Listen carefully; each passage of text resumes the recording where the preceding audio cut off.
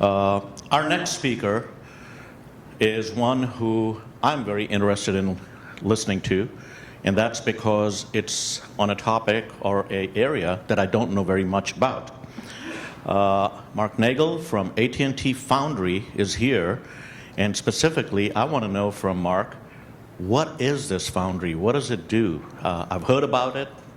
He has invited me to come over one day, and I'm going to take him up on that. But Mark, we're very interested in listening to what the foundry does. Mark is based in Palo Alto, but he has responsibility, I guess, for quote-unquote foundries in many locations, including Israel, Texas, and Atlanta. And your primary focus is on consumer applications, I believe. So come on up. Tell us what you do. And there may be a lot of people in this room who want to find out how they can get on your calendar and Dixon's calendar. Okay. So. I'm sure Mr. Dixon's first. Well, first of all, thank you for having me. My goal today is to tell you a little bit about the AT&T Foundry, how we work. I hope you find it interesting. And I'll give you a few use cases that we're using in the Foundry to drive innovation and connectivity and Wi-Fi going forward. So let me look. Clicker here. So I'll start with a little bit of background on how we work in the Foundry, because I think it's unique. You won't have to look far to find an expert in innovation these days, but I think we've got a kind of cool approach to the way we do this. So first of all, it starts with a very open approach. We look for experts that fill gaps, that have knowledge that we don't. So we look for inventors, investors, startups, developers, far and wide, and we look at the Foundry as a place where we can sit down and go to work with them.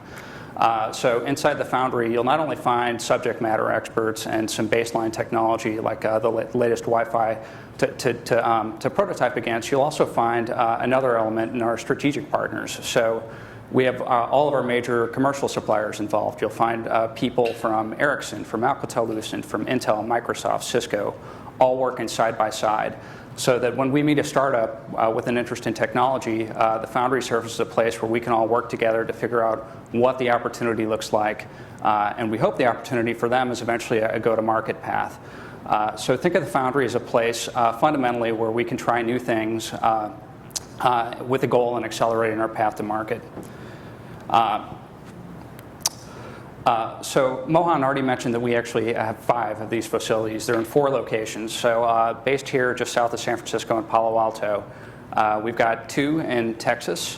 One of those is particularly focused on M2M. So in that Foundry, you'll find a little bit more in terms of RF evaluation equipment, firmware developers, and machine-to-machine technologies.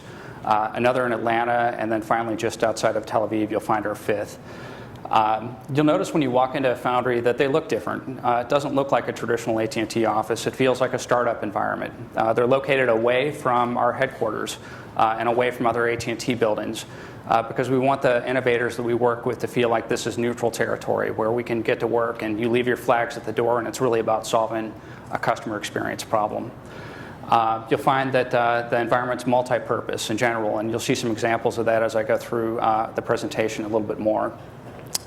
They're structured so that we can have small teams that work together. So while you'll find a couple of business guys like me, most of the Foundry staff are going to be software engineers, developers, architects, network experts. So again, all the people and resources that we would need to get to the bottom of a task really quickly.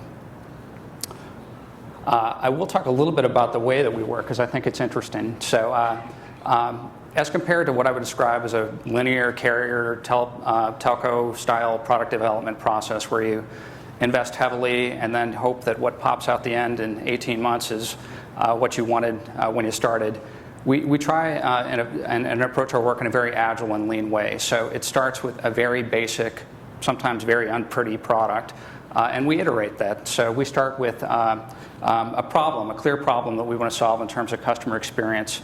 But then we iterate by prototyping. That'll start in a very rough fashion, probably using off-the-shelf technologies.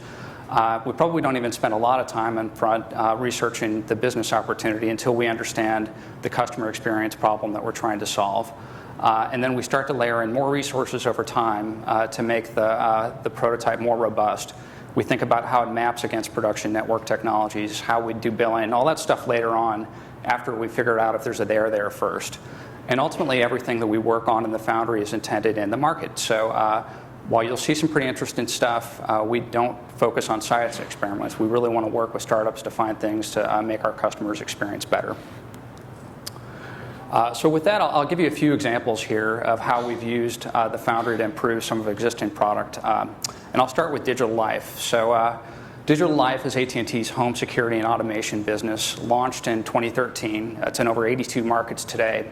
And we really look at Digital Life as a game changer for a couple of reasons. So first, if you moved into an old house, it's probable that you have a panel wired to your wall with wires that go through your entire house to sensors and actuators, and it's a very antiquated approach. It leaves no room for growth and new use cases.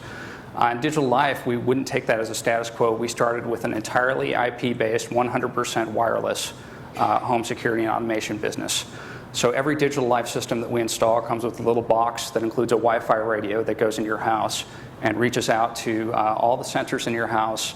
And frankly, even the panel, which you may not use, you probably control Digital Life through a smartphone or tablet application.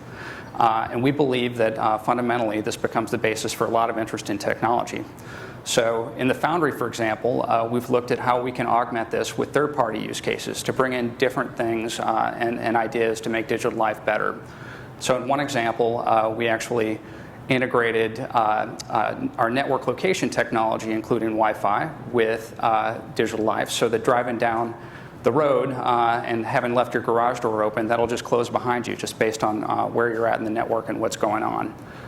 In another example, we've actually integrated our Digital Life system with a fitness bracelet, just like the one I'm wearing. So if you wear one of these today, you can put it in sleep mode. During the day, it'll track your steps. At night, it'll track your sleep. When I press mine, it'll actually trigger the Digital Life system in Atlanta to go to sleep. So the air conditioning goes down, the lights go on, the floodlights on the outside go out. And I won't do it now because it's still early in the day in Atlanta, but some interesting ideas on how we're trying to influence our products based on outside ideas. Connected car is another area where AT&T is innovating heavily. So today we're a leader in the space.